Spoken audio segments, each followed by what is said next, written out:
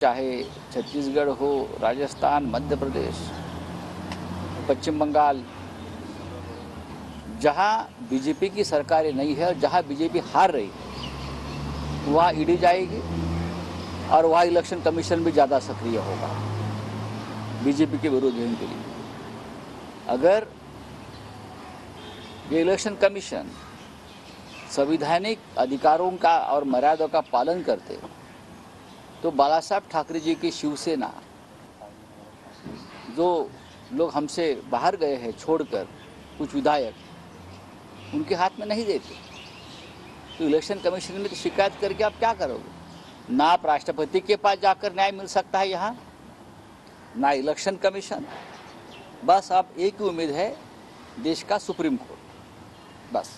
तो मणिपुर में हिंसा हुई, कश्मीर से लेकर मणिपुर में हो गई है और चल रही है, उसका ऊपर कोई बोल नहीं रहा है।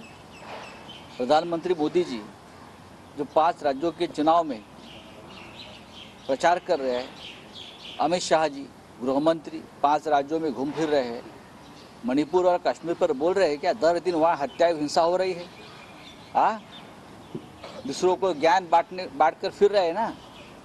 लेकिन अपने नियंत्रण में जो राज्य है, जहाँ अस्थिरता है, जहाँ हिंसाचार हो रही है, पुलिस के ऊपर हमले हो रहे हैं, पुलिस की हत्या हो रही है, उसके ऊपर ना प्रधानमंत्री बोल रहे हैं,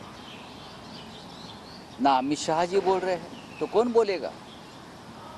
महाराष्ट्र में भी यही चल रहा है। सर, मुख्यमंत्री का एक वीडियो वायरल हुआ है दिल्ली में गाना गाते हुए। तो क्या हो गया? अगर किसी राजनेताओं में ये हुनर है, ये कला है, तो गाना चाहिए। क्या वो आदमी नहीं क्या? उसमें कला है, उनकी पत्नी भी गाती है, तो उसका ऊपर कोई, हम राजनीतिक विरोधी जरूर है, लेकिन अगर देवेंद्र जी अच्छा गाना गाते हैं तो ज़रूर एक ऑल पार्टी ऑर्केस्ट्रा हम रखेंगे और उनका गाना हम रखेंगे। देवेंद्र जी अच्छा गाते हैं, मुझे मालूम है। सर, आरक्षण के मुद्दे पर महाराष्ट्र के मंत्री ही आपस में भिड़ गए हैं, मराठा आरक्षण और ओबीसी को। अरे भाई, कैबिनेट में गैंग वॉर हो रहा है उस मामले पे, आपको मालूम है क्या? ओबीसी वर्सेस मराठा, इस मामले पर कैबिनेट में वॉर हो रहा है, कैबिनेट में गैंग वॉर हो रहा है। मुझे लगता है कोई मार खाएगा अंदर, एक मंत्री, 1-2 मंत्री। इस तरह से पूरा माहौल बिगड़ गया है। कैबिनेट में जब बैठते हैं लोग, हमें जो अंदर से खबर आती है तो एक दूसरे पर चल कर जा रहे हैं। ऐसा नहीं हुआ और मुख्यमंत्री का कोई नियंत्रण नहीं है। ये छगन भुजबल हो, दूसरे हो सातारा के शंभू राजे देसाई हो, सभी और भी नाम मैं ले सकता हूँ। इस राज्य में स्थिति कभी नहीं आई थी भाई। आरक्षण का कोटा बढ़ाना चाहिए सर, कुछ राज्यों में। देखिए, बिहार में हो गया है, बिहार में, तमिलनाडु, बिहार और तमिलनाडु में हो गया है। अगर बिहार कर सकता है, तमिलनाडु कर सकता है, तो मुझे लगता है महाराष्ट्र कर सकता है, महाराष्ट्र कर सकता है।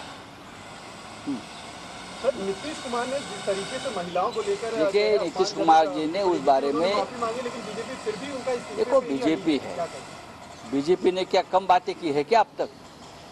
बीजेपी ने तो दर दिन देश की माफ़ी मांगनी चाहिए, ऐसे वक्तव्य उनके। एक नेता ने, एक मुख्यमंत्री ने अगर देश से माफ़ी मांगी है, महिलाओं की माफ़ी मांगी है, मुझे लगता है मामला ख़त्म हो गया है। सर, यहाँ पे जो है अपनी पार्लियामेंट की पैनल में जो है वो महिला मित्रा को जो है निकालने की बात की है, क्योंकि जिस तरीके से उनके ऊपर एलिगेशन लगाए गए हैं, उसके साथ साथ दुबई में भी कई बार उनका आना जाना रहा है, ये सारी चीज़ें अभी सामने आई है और मैंने अब तक देखा नहीं है ना पढ़ा है। जब मैं पढ़ूंगा तो बात करूंगा। सर, महाराष्ट्राच्या मंत्रिमंडळामध्ये आरक्षणाच्या मुद्द्यावर प्रचंड घमासान सुरू आहे. अनेक म्हणजे ओबीसी विरुद्ध मराठा असा वाद, घमासान जे सुरू आहे ओबीसी विरुद्ध मराठा, हा महाराष्ट्र जातीपातीमध्ये तोडण्याचा, फाडण्याचा जो प्रयत्न सुरू आहे त्याला यश मिळत आहे। याचं कारण असं की महाराष्ट्रामध्ये अत्यंत कमजोर, दुर्बळ आणि अस्थिर सरकार बसलेलं आहे। मुख्यमंत्र्यांना कोणी जुमानत नाही, मुख्यमंत्री लादलेले आहेत दिल्लीने, भाजपवाले त्यांना जुमानत नाही। माझ्या माहितीप्रमाणे सध्या जे काय युद्ध सुरू आहे ओबीसी विरुद्ध मराठा, कॅबिनेटमध्ये गँगवॉर सारखी परिस्थिती आहे, टोळी युद्ध आहे कॅबिनेटमध्ये या विषयावर। एखाद्या मंत्र्याच्या अंगावर दुसरा मंत्री धावून जाण्यापर्यंत परिस्थिती निर्माण झालेली आहे। या राज्यामध्ये असं चित्र कधीच नव्हतं। मुख्यमंत्री जर आपल्या मंत्र्यांवर नियंत्रण ठेवू शकत नसतील, तर मंत्रिमंडळाचं प्रमुख म्हणून त्यांना बसण्याचा अधिकार नाही. छगन भुजबळ एक बोलताय, शंभूराजे देसाई दुसऱ्या टोकाला बोलतायत, इतर मंत्री तिसरं टोक आहे आणि मुख्यमंत्री या विषयावरती मौन बाळगून. मनोज जरांगे पाटलाने 24 डिसेंबरची डेडलाईन दिलेली आहे. 24 डिसेंबर नंतर या महाराष्ट्रात काय होईल हे कोणीच सांगू शकत नाही.